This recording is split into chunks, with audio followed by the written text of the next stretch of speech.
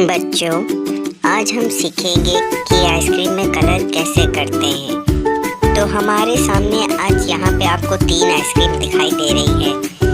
इनको हम धीरे धीरे रंग रहे हैं। पहले हमने ब्राउन कलर लिया है जो कि इसकी कोन में रंगेंगे।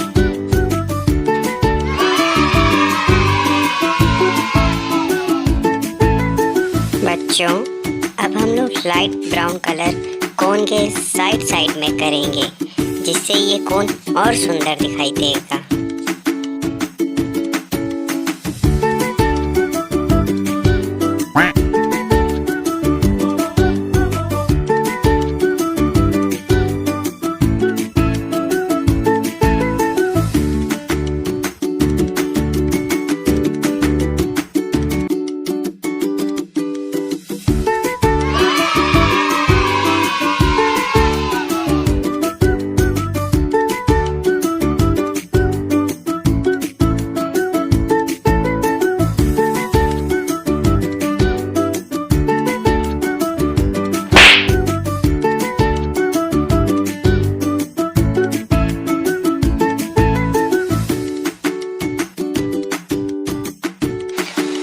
अब हम लोग आइसक्रीम में कलर करेंगे।